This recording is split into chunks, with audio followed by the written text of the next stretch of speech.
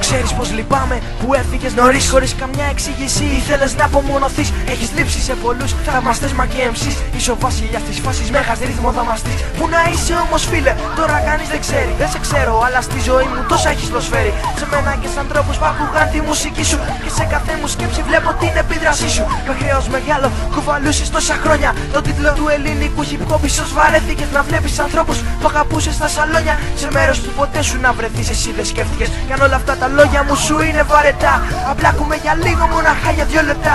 Δεν είμαι αληθινός MC, δεν έχω ούτε ένα κομμάτι, αλλά στηρίζω το hip hop, μια μουσική γαμάτη. Έχει δική της σκέψη, δική της οπτική γωνία. Βλέπει τα πράγματα με τη σωστή νοοτροπία. Ποιος είναι όμως ο λόγος που αυτό το απαρνήθηκες? Μήπως μεγάλη ευθύνη είχες ή μήπως το φοβήθηκες? Μήπως τα χρήματα ήταν το πρόβλημα ρε Κώστα? Οκ, αλλά γιατί από το κοινό σου έφυγες μακριά? Την έσπασαν πολλοί οι rappers που έχουν μια μόστρα. Οι δισκογραφικές που τους χωράνε κεφαλιά. Τέλος πια σ' όλα αυτά μπορούν να δώσουν νέα παιδιά. Υπάρχει νέα γενιά που τα αγαπά αληθινά.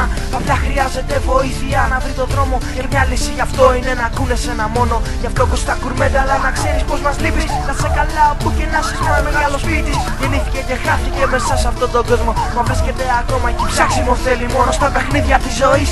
Μην γίνεσαι το θύμα, μην κάνεις για Θεού σου αυτό το πούστικο το χρήμα. Μην απλώς και τέλειος έτσι όπως ήσουν τότε.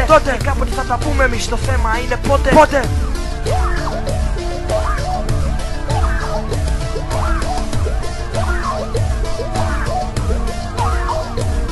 Περπατώ μόνο στον δρόμο μου και ακούω FFC. Ο κύκλος εκδοχή, άλλος είμαι εγώ, άλλος είσαι εσύ. Εμπνευσμένο εξαιρετικά, εφιάλτες για απειλή. Η κλίκα της τάξης, όλα νερά και δεν αρκεί. Όλα σου τα tracks έχουν δική τους ιστορία. Κι όλα εκπροσωπούν μια ιδεολογία. Θα έδινα τα πάντα να ραπάραμε μαζί. Ή έστω να σε δω να κάνεις μια συναυλία. Να χώνεις live, δυστυχώς ποτέ δεν σε έχω δει. Δεν πρέπει κανείς να χάσει μια τέτοια εμπειρία. Όλα τα κομμάτια σου στοχεύουν στην ψυχή. Κι όλοι στεναχωριούνται που δεν σε βλέπουν στη σκηνή. Ξεκίνησες από το τίποτα, δεν είχες καν συστήματα. Χτίσες πάνω στο hip hop με γερά οικοδομήματα. Ευχαριστώ τον Θεό που ακόμα σε κρατά ζωντανό. Μες στο ελληνικό hip hop θα ήταν μεγάλο κενό. Να χάναμε ένα μεγάλο σαν και σένα μουσικό. Κι αφού τελείωσα μπορεί με στάματο εδώ. Θα κλείσω με ένα μήνυμα για τα νέα παιδιά.